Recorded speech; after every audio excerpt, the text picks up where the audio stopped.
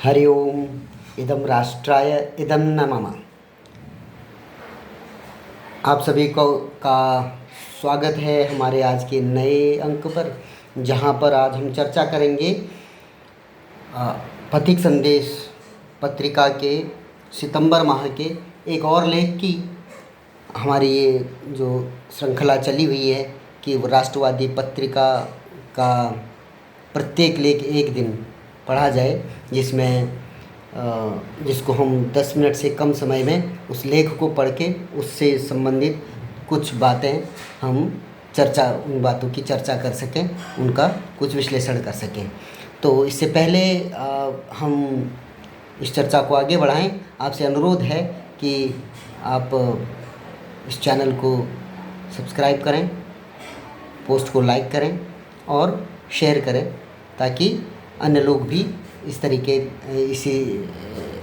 Post से लाभान्वित हो सकें और राष्ट्रवादी विचारों और पत्रिकाओं को प्रोत्साहन मिल सके। तो आज का लेख है आपदा, जो अभी हाल फिलहाल में केरल में वायनाड में भूस्खलन की एक बड़ी आपदा आई थी, उससे संबंधित है। लेख इस प्रकार है: वायनाड भूस्खलन, चेतावनी की अनदेखी के विनाशकारी परिणाम। वैज्ञानिक बार बार चेता रहे हैं कि भारत, विशेषकर पश्चिमी तट पर वर्षा का तरीका बदलता जा रहा है। वर्षा अक्सर एक छोटे से क्षेत्र में तीव्र, अल्पकालिक और गरज के साथ हो रही है। कारण भी दक्षिण पूर्व अरब सागर के गर्म होने को बताया जा रहा है।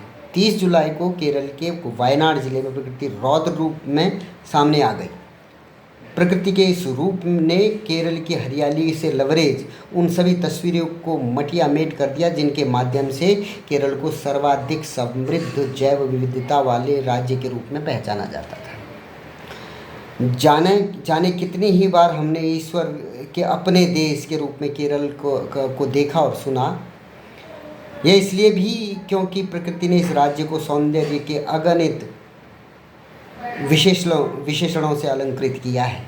पिछले कुछ वर्षों में किए गए अध्ययन बताते हैं कि जलवायु परिवर्तन और वन क्षेत्र की हानि वायनाड में विनाशकारी भूस्खलन के दो सबसे बड़े महत्वपूर्ण कारण हैं।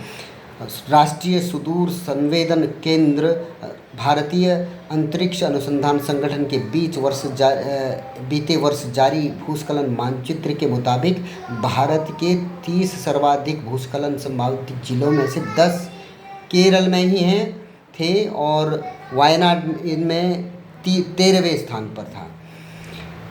इसी में यह भी कहा गया था कि पश्चिमी घाट और तमिलनाडु, केरल, कर्नाटक, गोवा, महाराष्ट्र की कोंकण पहाड़ियों का 90,000 वर्ग किलोमीटर का क्षेत्र भूस्खलन की दृष्टि से संवेदनशील है। दूसरी ओर वायनाड में घटते वन क्षेत्र पर 2022 के एक अध्ययन से पता चलता है कि 1950 से 2018 के बीच जिले में 62% वन गायब हो गए, जबकि बागान क्षेत्र में लगभग 1800% की वृद्धि हुई। जाहिर है, वनों की कटाई से भूभाग कमज़ोर हो चुका है, जो तेज़ बारिश में बार बार भूस्खलन का कारण बनता है।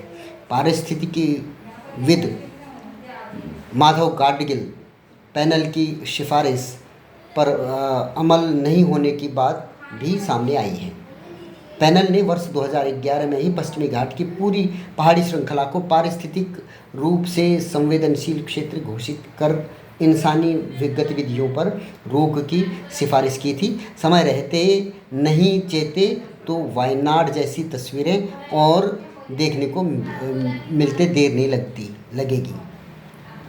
और ये पिछले कुछ वर्षों में इस तरीके की घटनाएं, अभी केरल की बात भी थी, उत्तराखंड में भी हमने देखा। हमने पर्यावरण और वन का और जो हमारी संस्कृति का अभिन्न अंग है, सहजीवन का अभिन्न अंग है, उसको आधुनिकता के इस दौर में नकार दिया, जिसका परिणाम ये हो रहा है कि छोटे बड़े अनेक तरीके के प्राकृतिक जो हमारे आपदाएं आ रही हैं। इसी लेख में एक और है, इसी से संबंधित लेख है, जो चूँकि राष्ट्रवादी जो भी संगठन हैं उनकी बात कोई नहीं कहेगा, तो इसलिए भी आवश्यक हो जाता है कि उन सूचनाओं को भी आप तक पहुंचाया जाए। सूचना इसलिए भी दबाई जाती है क्योंकि वो राष्ट्रीय स्वयंसेवक संघ या इस तरीके के राष्ट्रवाद को प्रमुख रखने वाले संगठनों से संबंधित है। तो लेख लिखता है, वायनाड संघ के 2 स्वयंसेवकों ने लोगों की जान बचाते हुए दिया बलिदान। आपने तस्वीरें देखी होंगी कि राष्ट्रीय आपदा के इस समय में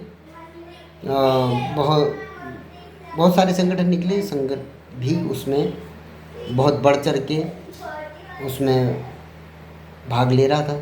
तो इसी में दुर्घटना में लोगों को बचाते हुए 2 स्वयंसेवकों का बलिदान हो गया। उससे संबंधित ये लेख है, पढ़ता हूँ। वायनाड जिले में आए भूस्खलन के कई दिनों तक राहत और बचाव अभियान चलता रहा। भारी बारिश के बीच 400 से ज़्यादा मौतों के बाद भी मलबे से कई लोग जिंदा मिलते रहे। इस बीच एक दुखद घटना भी सामने आई। राष्ट्रीय स्वयंसेवक संघ के 2 स्वयंसेवकों ने यहाँ सेवा और बचाव कार्य करते हुए अपनी प्राणों की आहुति दे दी।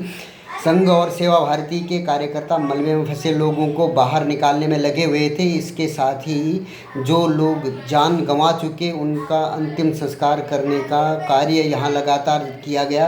ये दोनों स्वयंसेवक वायनाड में आए पहले भूस्खलन के बाद आपदाग्रस्त क्षेत्र से बुजुर्गों और बच्चों को सुरक्षित क्षेत्र में पहुँचाने के लिए मौके पर पहुँचे हुए थे। तो आज के अंक में इन दोनों की चर्चा, फिर अगले अंक में आपसे मुलाकात होती है। जय श्री राम।